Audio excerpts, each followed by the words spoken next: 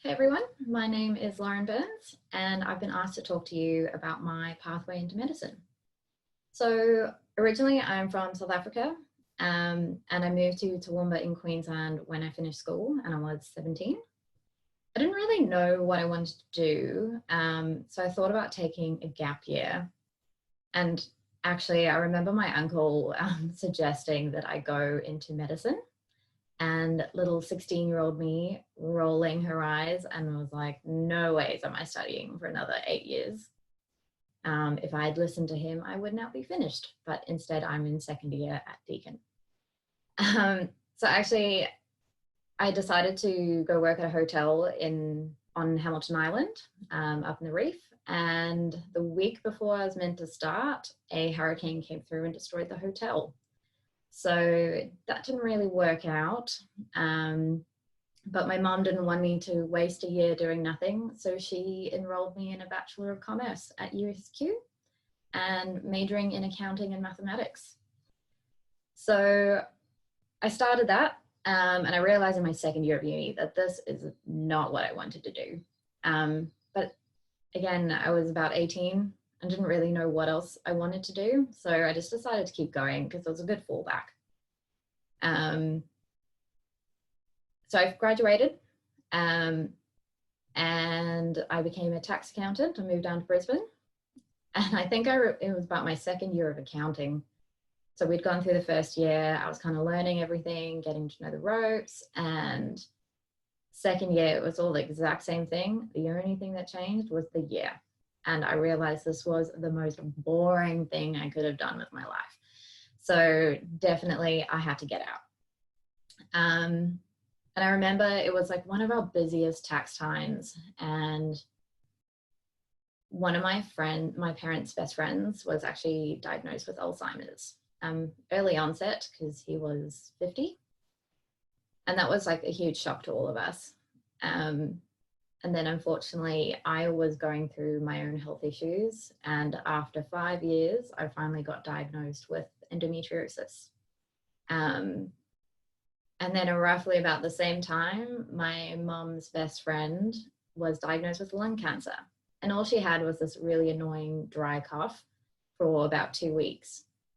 And between being diagnosed with cancer and getting treatment, she actually passed away 40 days later. So it was a huge shock to all of us. And I remember being yelled at by one of my clients about how much tax that he had to pay.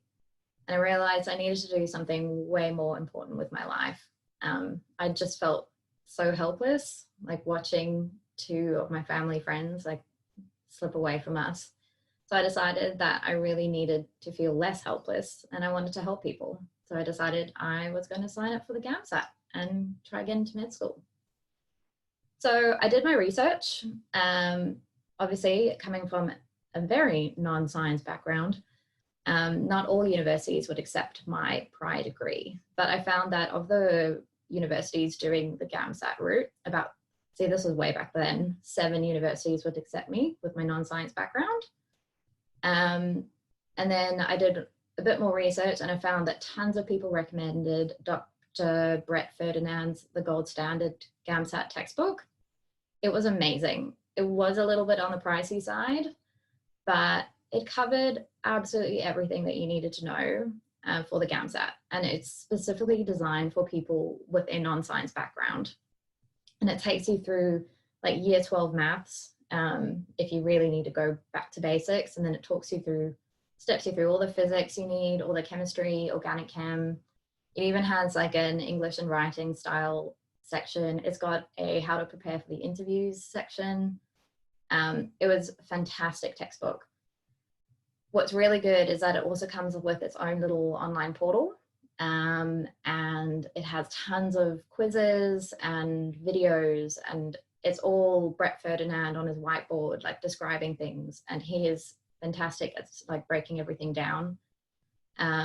They also did online webinars that you could join in, and they had them at like decent times, so it wasn't like you're doing them too late into the night. And it was really great resource. I definitely recommend it if you don't have a science background. And it was really good. It gave me a good place to start and a good direction on how to approach the exam, how to sort of change your thinking. It's not about how much you know. A lot of the answers are actually in the questions. It's about your logical thinking. So I ended up doing the GAMSAT 3 times. So my first time I got 58, then I got a 62 and then a 68. But I think what was letting me down is my GPA for my prior degree was a 6.4, because at that point when I was doing my accounting degree, I knew it's not what I wanted to do. So I didn't really feel like I had to try get 7s and everything. And unfortunately, I didn't get an interview at all with my scores. So I was getting pretty down about that. I didn't really know what I could be doing different in order to prep for the test. So I started to second guess whether is medicine the right pathway for me. I knew I really wanted to help people. That was the whole goal of getting into medicine. So maybe I thought, okay, maybe I should be looking at a backup plan. So I enrolled in a dual degree at ACU in Brisbane. I started a Bachelor of Nursing, Bachelor of Paramedics. And I thought with this degree, at least I'll be in the health field. I'll still be able to help patients.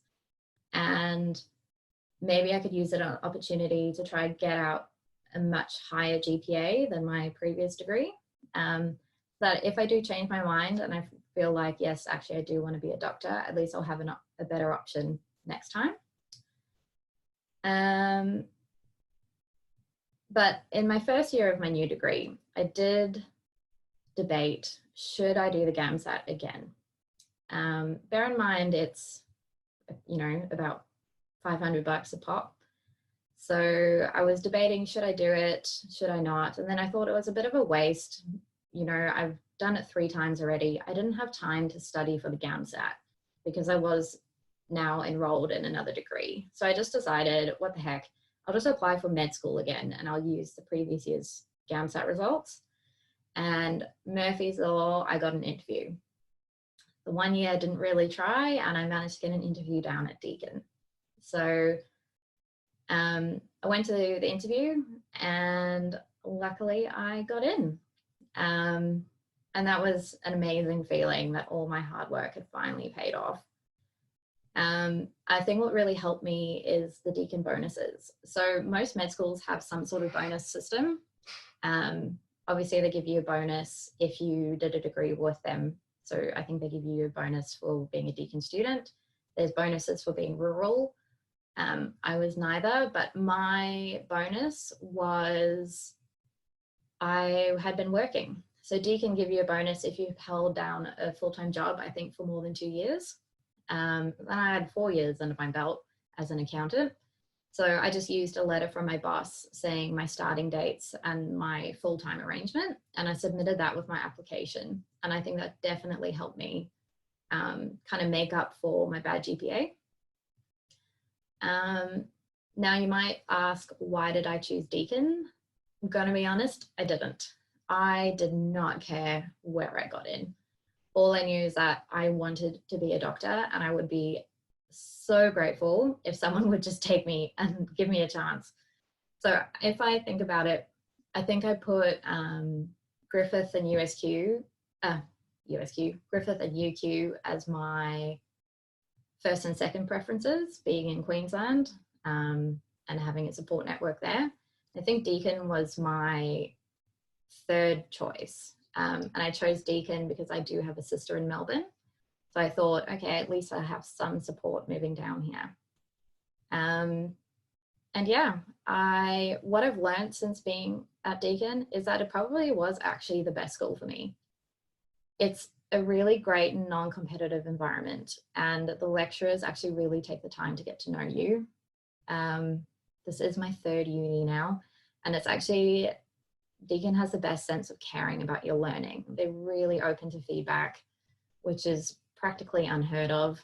And there's a lot of different student bodies that sort of give you a voice to the faculty, which is really great. So yeah, I definitely don't have any regrets about coming down to freezing cold Victoria.